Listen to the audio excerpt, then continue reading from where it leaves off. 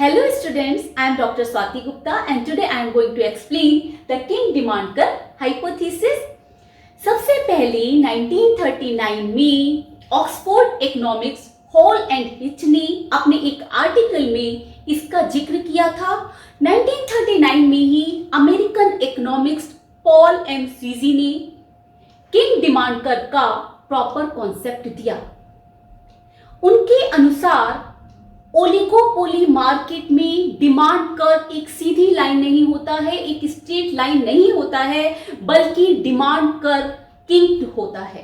In oligopoly market demand curve is not a straight line, instead it has kinked demand curve and why the kinked demand occurs because there is a different elasticity for higher prices and lower prices. CG का कहना था कि oligopoly market में higher price के लिए elasticity of demand अलग होती है और लोअर प्राइस के लिए इलास्टिसिटी ऑफ डिमांड अलग होती है, जिसकी वजह से प्रीवेल मार्केट प्राइस पर एक किंक आ जाता है, जिसको किंग डिमांड कर्व कहते हैं। पहले इसके असम्पशंस देख लेते हैं। All the oligopoly firms accept the prevailing market price. Oligopoly industry में सभी फर्म प्रिवेलिंग मार्केट प्राइस को एक्सेप्ट करती है, जिसकी वजह से प्राइस स्टेबल रहते हैं, प्राइस रिजिड रहते हैं। नेक्स्ट है each sellers attitude depends on the attitude of his rival. Each seller का एटीट्यूड दूसरे सेलर के एटीट्यूड पर डिपेंड करता है।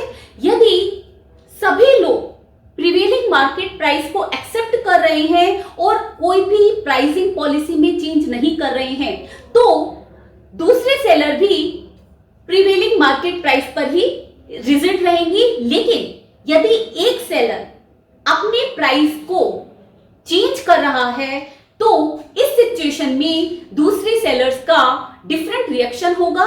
जब सेलर प्राइस बढ़ाएगा तो उस सिचुएशन में क्या रिएक्शन होता है?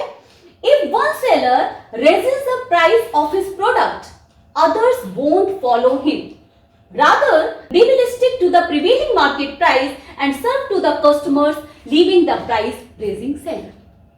यदि कोई सेलर अपने प्रोडक्ट की प्राइस को बढ़ा देता है, तो उस सिचुएशन में दूसरे सेलर उसको फॉलो नहीं करेंगे, प्राइस नहीं बढ़ाएंगे।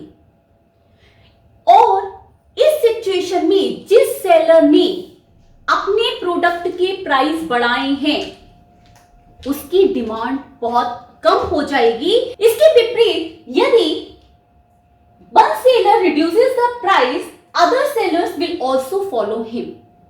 यदि कोई सेलर अपने प्रोडक्ट के प्राइस को कम कर देता है, उसने तो कम ये सोच के किया कि उसके प्रोडक्ट की डिमांड बढ़ जाएगी, लेकिन दूसरे सेलर उसके देखा देखी खुद भी प्राइस कम कर देंगे।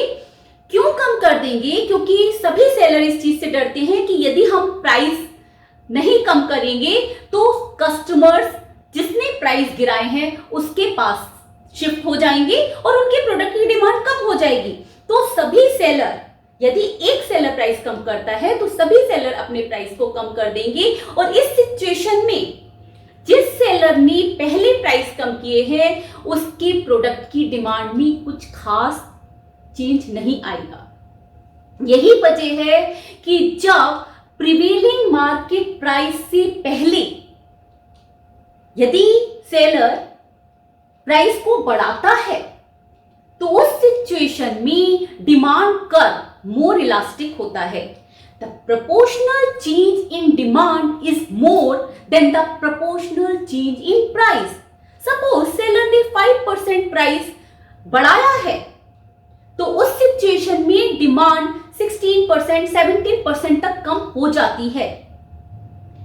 इसलिए प्रिवेलिंग प्राइस से ऊपर का कर्व इलास्टिक कर्व होता है। इलास्टिक कर्व आप लोग को याद होगा, जब मैंने डिमांड का समझाया था, elasticity of demand, elastic curve इस टाइप का होता है।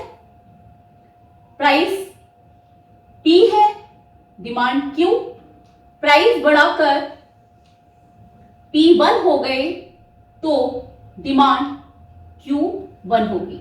यहां पर आप देखिए, जब डिमांड मोर इलास्टिक है उस सिचुएशन में प्राइस तो इतने से बढ़ाए हैं, लेकिन डिमांड में प्राइस के कंपैरिजन में ज्यादा कमी आई है।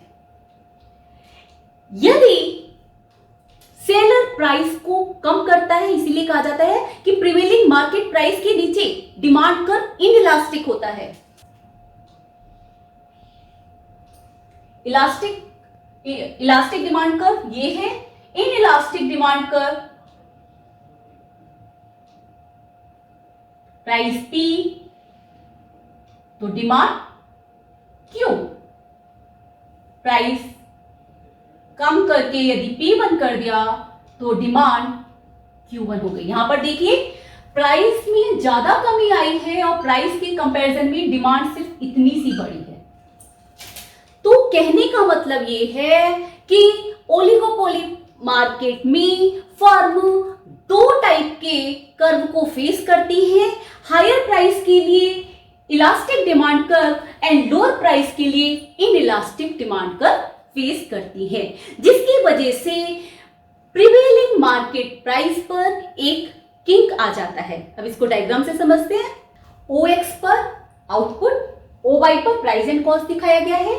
P प्रिवेलिंग मार्केट प्राइस है, P से ऊपर KP इलास्टिक डिमांड कर्व है और P से नीचे PD इनइलास्टिक डिमांड कर्व है। अभी बता के चुकी हूं कि जब सेलर प्रीवेलिंग प्राइस से ऊपर प्राइस बढ़ाता है तो उस सिचुएशन में उसके प्रोडक्ट की डिमांड जितना उसने प्राइस बढ़ाया है उससे भी ज्यादा कम हो जाती है और इस सिचुएशन में डिमांड कर्व मोर इलास्टिक हो जाता है। इसके विपरीत प्रीवेलिंग मार्केट प्राइस से नीचे डिमांड कर्व इनइलास्टिक होता है, क्योंकि यदि वो प्राइस कम करता है तो उस सिचुएशन में दूसरे सेलर भी उसको फॉलो करते हैं और अपने प्रोडक्ट के प्राइस को कम कर देंगे, जिसकी वजह से उसकी डिमांड में ज्यादा चेंजेस नहीं आएंगे।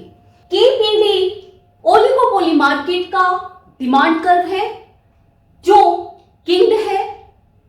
इलास्टिक और इनइलास्टिक होने की वजह से P पर जो प्रीवेलिंग मार्केट प्राइस है उस पर एक किंग आ जाता है और किंग डिमांड कर्व के कारण ही जो मार्जिनल रेवेन्यू कर्व होता है उसमें एक गैप आ जाता है, एक डिसकंटिन्यूटी आ जाती है, या इसको हम कह सकते हैं ब्रोकन वर्टिकल पोर्शन आ जाता है।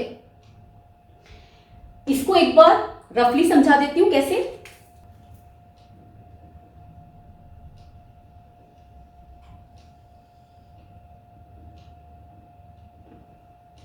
ठीक है, P प्रीवेलिंग मार्केट प्राइस है, इससे ऊपर का कर्व इलास्टिक होता है,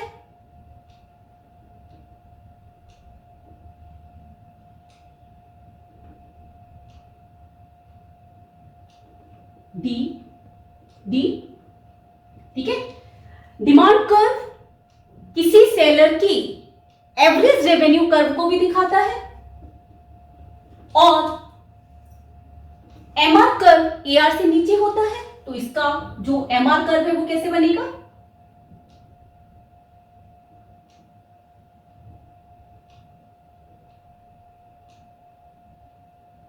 ये एमआर कर्व हो गया। अब P के नीचे प्रिवेलिंग मार्केट प्राइस से नीचे डिमांड कर्व इनइलास्टिक होता है। कैसे होता है,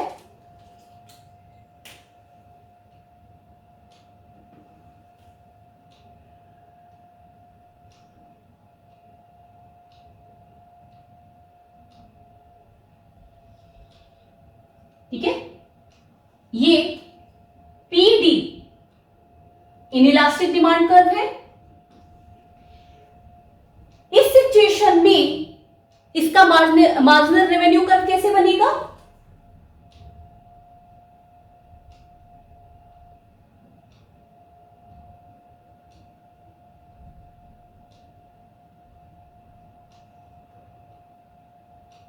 इस सिचुएशन में इसका मार्जिनल रेवेन्यू कर्व ये हो गया।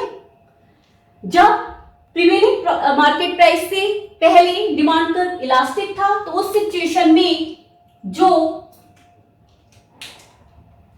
मार्जिनल रेवेन्यू कर्व है वो डीए है, ठीक है। और जब इनइलास्टिक डिमांड कर्व है तो उस सिचुएशन में मार्जिनल रेवेन्यू कर्व नेगेटिव पर आ गया है। किंग डिमांड कर्व के कारण मार्जिनल रेवेन्यू कर्व में एक गैप आ जाता है, एक डिसकंटिन्यूटी आ जाती है। ये आप देखिए ए से बी तक का पार्ट डिसकंटिन्यूटी को शो कर रहा है या एक गैप को दिखा रहा है, या इसको हम ब्रोकन वर्टिकल पोर्शन भी कह सकते हैं, जहां पर एमआर और एमसी एक दूसरे को कट करते हैं। एमसी एमआर को कट करता है, वहां पर सेलर का आउटपुट डिटरमाइन हो जाता है। उस प्राइस पर आउटपुट ओक्यू डिटरमाइन हो जाता है। एमसी जब तक इस गैप के बीच से गुजरती है, इस एबी पोर्शन से गुजरती है, तब तक प्राइस और आउटपुट में कोई भी चेंज नहीं आएगा। यदि वो ऊपर से निकल रही है तो भी देखिए आउटपुट में कोई चेंज नहीं है, यदि नीचे से निकलती है, मतलब इस कहने का मतलब यह है कि जब तक वो इस ए बी पोर्शन से जो गैप है, जो डिसकंटिन्यूटी है, जो ब्रोकन वर्टिकल पोर्शन है, उसके बीच में जब तक एमसी रहती है, तब तक प्राइस में और आउटपुट में कोई भी चेंज नहीं आएगा। आपको डायग्राम से समझ में आ गया होगा कि ओलिगोपोली मार्केट में फर्म्स की जो किंग डिमांड कर्व होता है वो किस वजह से होता है। इसके कई फ्लॉज भी हैं, जैसे किंग डिमांड कर्व ये तो बताता है कि डिमांड कर्व किंग क्यों होता है, लेकिन यह नहीं बताता है कि जो इनिशियल प्राइस हैं वो कैसे डिटरमाइन होते हैं।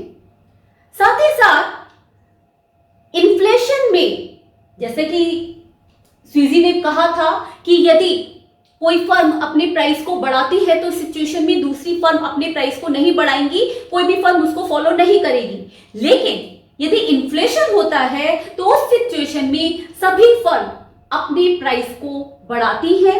इसके साथ ही कई बार मार्केट में प्राइस स्टेबल होते हैं, लेकिन ये इल्यूजरी भी हो सकता है, क्योंकि फर्म प्राइस में तो चेंज ना करे, लेकिन इट में भी कि वो क्वांटिटी में या क्वालिटी में चेंज कर दे, क्वालिटी घटिया कर दे। और कई बार फर्म अपने कस्टमर्स को कंसेशन देना शुरू कर देती है, तो इस सिचुएशन में प्राइस स्टेबिलिटी एक इल्यूजरी हो जाती है। इसके बावजूद भी king demand curve oligopoly market के सिचुएशन को समझने के लिए काफी हेल्पफुल है। होप सो आपको किंग डिमांड कर्व समझ में आ गया होगा। See you in the next video. Till then bye, take care.